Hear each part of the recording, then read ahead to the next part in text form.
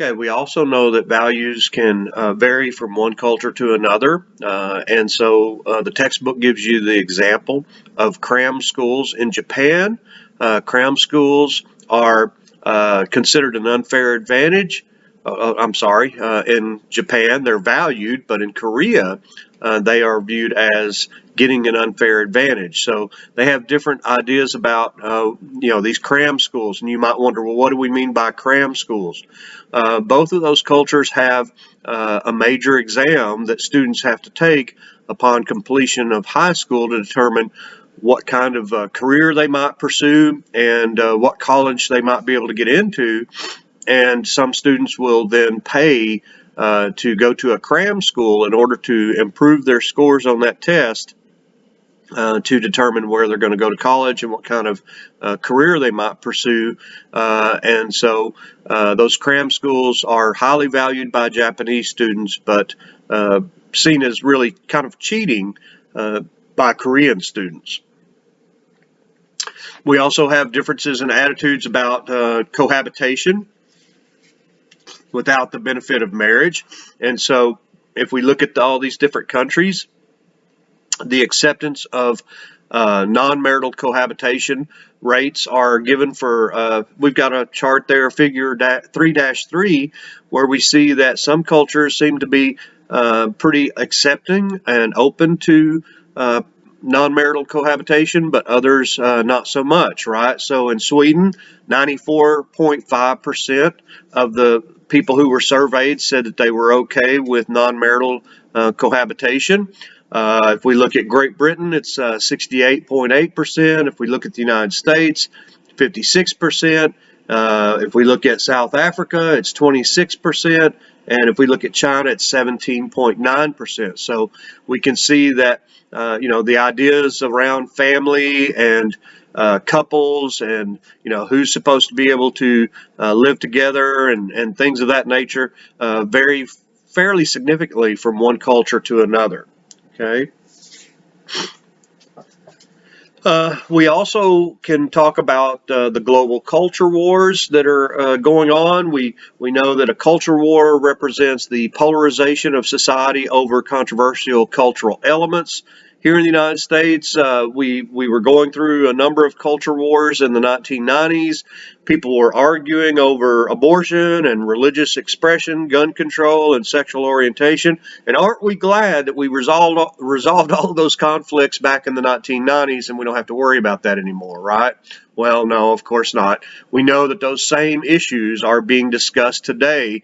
Even though, gay marriage is the law of the land, there are still people who want to go back to a time when gay couples had to hide their relationships and had to hide their sexuality because it was disturbing to many people who were not gay or people who were gay but still in denial. And so we are still fighting a lot of these battles. We are still discussing abortion to a great extent. A number of Supreme Court cases, being where abortion is being challenged.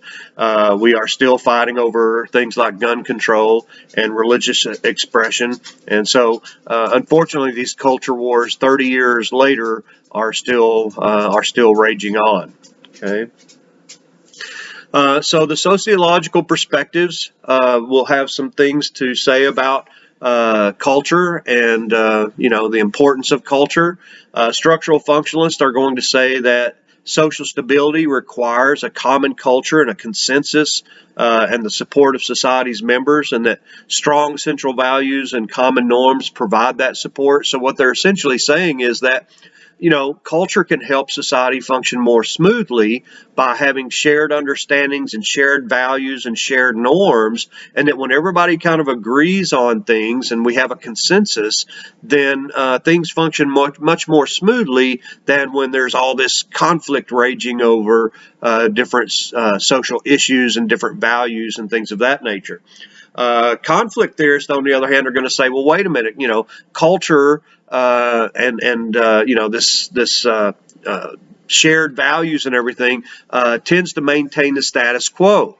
That if you are holding on to the cultural values that we've seen in the past, that it's hard to change things and make society more equitable for everyone. And so they're going to say that the common culture, serves the interest of those who are already in power. And so we can also talk about a dominant ideology, and I talked a little bit about the dominant ideology, referring to it as kind of an adaptation of the American dream, or maybe an exploitation of what we think of as the American dream. The dominant ideology is defined as a set of cultural beliefs and practices that help maintain powerful social, economic, and political interests. And so think about it this way. If we convince everybody that all you have to do to be successful in the United States is to work hard and be smart, and if you do those things, you're going to be successful. And if an individual is not successful, they say, well, you just weren't working hard enough. You just weren't smart enough. And so we put the blame for lacking financial success on the individuals who are the poorest in society, and that can kind of affect how you try to address poverty and crime and things of that nature in society. So it deters us from looking at the structure of society to see what kinds of obstacles are in people's way that might prevent them from being financially successful.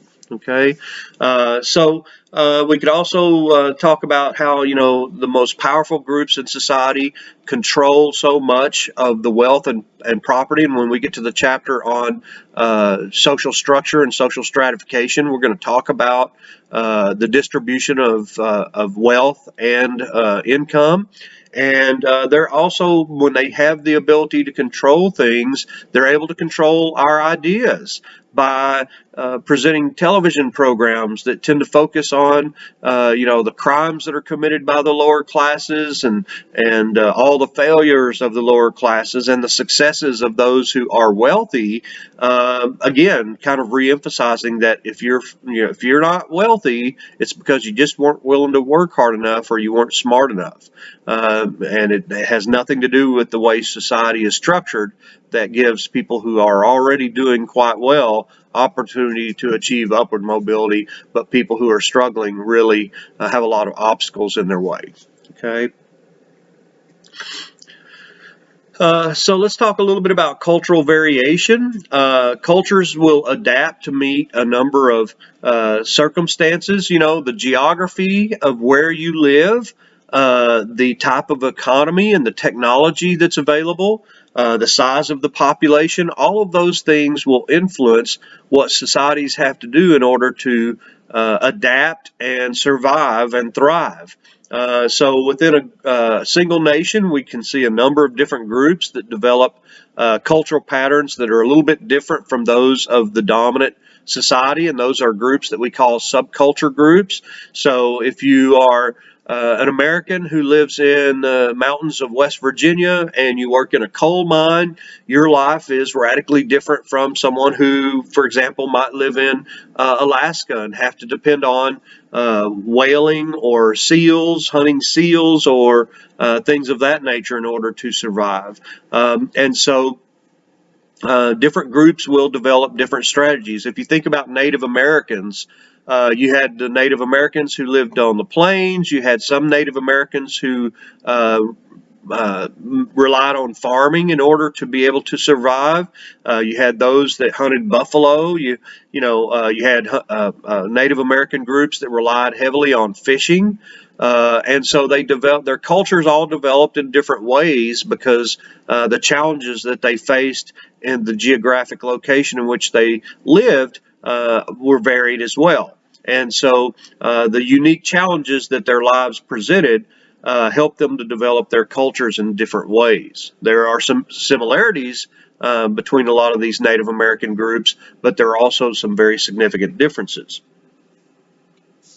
So we've been talking a little bit about subcultures, and subcultures are defined as a segment of society that shares distinctive pattern of mores, folkways, and values that differs from the larger society. The existence of subcultures are characteristic of complex societies. I think subcultures probably exist in most larger societies, but the more complex the society is and the more diverse it is, most likely the more subcultures you're going to have. And they do practice an argot, or a specialized language that distinguishes a subculture from the wider society. So when we think about teenagers as a subculture, they have their own slang, they have their own way of communicating, and that kind of differentiates and sets them apart from older and younger people in society. That slang, or that language that they use, allows them to understand words with special meanings, and people who aren't a part of the group may struggle to understand that. And it helps to establish patterns of communication that adults don't understand when they're trying to pay attention to what their teenagers are saying to each other. Okay. We also have countercultures, as I mentioned to you, I think, in a previous video. Countercultures are defined as a subculture that conspicuously and deliberately opposes certain aspects of the larger society. So a counterculture, if we think about the 1960s, we had the hippie movement, we had the anti-war protest, and the feminist movement, and the civil rights movements. Some of those groups definitely had intentions of changing society in very significant ways, and they talked about rebelling against authority and questioning authority, and so they were definitely challenging a lot of our norms, values, and beliefs. Okay. Sometimes people will find themselves in a new culture and they will experience culture shock. If we took an Indian from South America and a native of South America and put them in New York City or Mexico City, they would really, it'd be a pretty terrifying experience, I suspect. They couldn't speak the language. They wouldn't, having never seen an automobile before, having never experienced life in a large city, it would be a very traumatizing experience, and it would certainly take some time to adjust to that. And in many cases, they might not be able to adjust to that. So we tend to take for granted the cultural practices of our society. And things that seem strange are considered normal and proper in other cultures, and that can be very disconcerting if you find yourself in a new culture and you don't speak the language, you don't understand what's going on around you. That can be a very frightening experience. And people who immigrate to the U.S. can go through a period of culture shock where they have to adjust to a totally new set of rules and expectations. Okay. Now, culture can change and evolve and develop all around the world in different ways. But as groups come in contact with each other, we start to discover new things. And discovery involves making known or sharing the existence of an aspect of reality. So coming in contact with different cultures, you may discover new ways of doing things. We can also invent things. And so we can, invention results when existing cultural items are combined into a form that didn't exist before. And also there's innovation, and innovation is the process of introducing a new idea or object to a culture. And so sometimes we come in contact with a new culture and we learn new things. We discover new foods and new ways of doing things, and that can be very useful, and it can lead to some cultural change, right? Our culture is certainly influenced by a lot of the cultures that we've assimilated into our culture. We've changed them, they have assimilated, but we've also learned a little bit about their cultures and adapted some of their cultures into our larger culture. Okay. And so diffusion is the process by which cultural items spread from group to group or society to society. And so, we can talk about how, different foods have traveled around the world. We can talk about how language changes when we come into contact with another group. If they've got a term or a phrase that really is very useful through diffusion, that can then be transmitted to another culture. And so George Ritzer talks about what he calls the McDonaldization of society.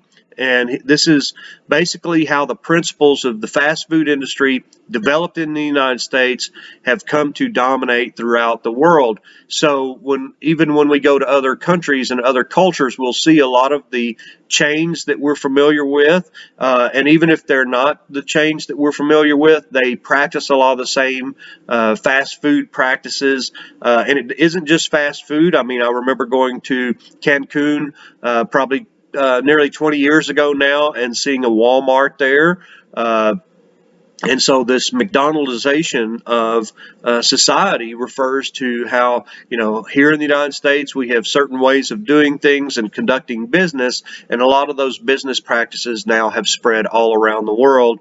And so even if you go to a restaurant in another country, they may operate very much like our restaurants do here, or our places of business do here, because those practices have spread all around the globe. Okay, hair salons and medical clinics now all pretty much take walk-ins, for example. Religious groups use marketing in order to try to get their message out there. McDonaldization is associated with the melding of cultures. So this has made cultures somewhat more similar to each other, this whole process. Okay. Technology refers to cultural information about how to use material resources of the environment to satisfy human needs and desires. Technology can accelerate the diffusion of scientific innovations. Today with cell phones, if something becomes available in the United States and people start texting about it and sharing it on social media, those ideas and those that will create desires in people in other cultures to be able to purchase that technology and to employ it in their own lives. So technology can transmit culture in a lot of ways through, a lot of people learned to speak English and learned about America through watching American television programs. Now that's becoming a little less prominent today because most countries are developing their own programming. But early on, most programming came from the United States, from Hollywood. And so we had a tremendous impact on the world's culture by exposing people to how people in America live. Okay. And we haven't really talked about the difference between material and non-material culture, but that's something that we need to think about. Material culture has to do with the technology that we have, the objects that we have in our society that make our lives better. Non-material culture has to do with the ideas about how to use those things. A cell phone can be used in a lot of ways. But here in the United States, we use it to remain in constant communication with everyone. As I've told you, online dating has become the #2 way that Americans tend to find people for potential dating partners. So cell phones didn't have to be used that way, but that's the way in which we chose to meet our needs, is using them in those kinds of ways. And there is a culture lag a lot of times when new technology arises. We develop a new technology, and so we don't really have the laws and the rules to govern how that's to be used. We can use an example here of new reproductive technologies, surrogacy and implanting embryos and all of that. And when people first started doing that, when clinics started offering those opportunities to couples who were having trouble getting pregnant, they didn't have a lot of rules governing how those clinics were supposed to operate. So there were problems. People would sometimes get the wrong embryos, Well, whose fault is that, and who is responsible for caring for that child if a couple gets the wrong embryo implanted into the mother? We didn't have rules, we didn't have laws to regulate all of that.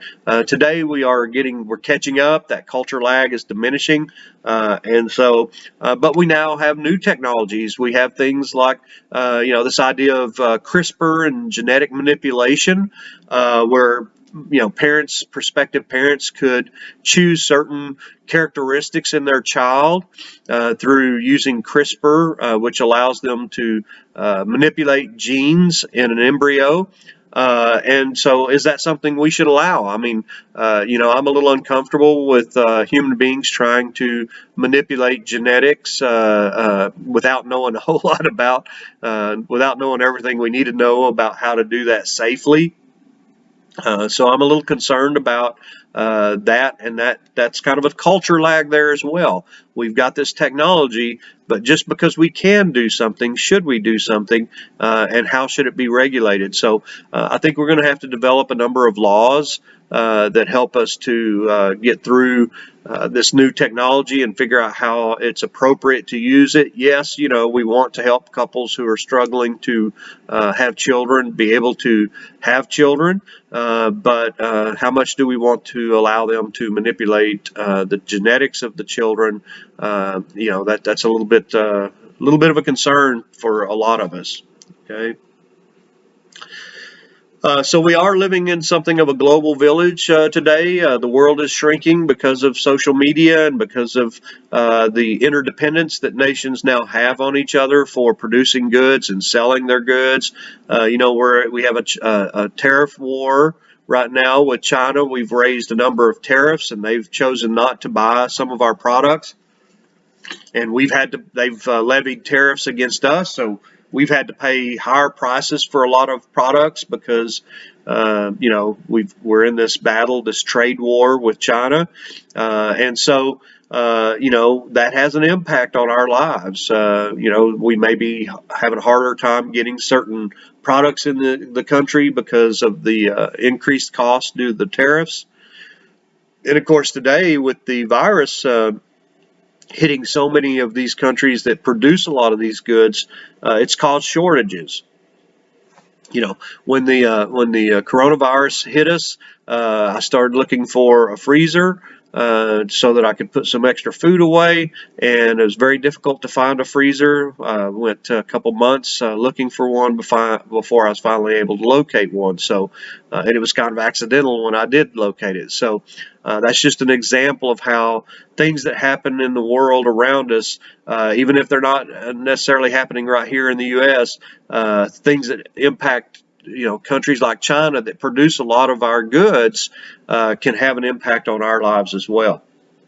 And so we are left with this concept of how are we going to deal with diversity within our culture. We're still kind of dealing with that. We've got, we call it the Great American Melting Pot, but it's really not an amalgamation like that where all the parts come together and they all lend their distinct flavor to this American stew.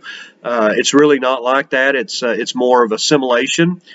People who come to the United States have to learn to speak English and have to learn our norms and values and beliefs pretty quickly if they want to be successful. And a lot of times, as I said in a previous video, it's the children who are able to learn the language the quickest because they're in that language acquisition stage of life, and they end up interpreting for their parents. So that can be a struggle for new arrivals in the country. But we've had this conversation about, well, should we have bilingual education? Should we teach immigrant children in their own language for a period of time until they're able to assimilate, or do we just jump right in and force them to assimilate? Most states today do practice bilingual education, but there is a growing wave of sentiment against that, unfortunately, and I think that going forward you're going to find less support for bilingual education because right now we seem to be in a period of real anti-immigrant sentiment in this country. And I think that starts, with the leadership of the country currently. That could change. In November we might see some different outcomes in the election, and we might see kind of a reversal of that kind of sentiment. Okay. So I think that's probably a pretty good place to stop the lecture on culture. I hope that you understand more about what we mean when we say culture, the different components of culture, and I hope that it's starting to make some sense. In Chapter 4, we're going to talk about socialization, and that's really the process whereby we transmit culture to the next generation.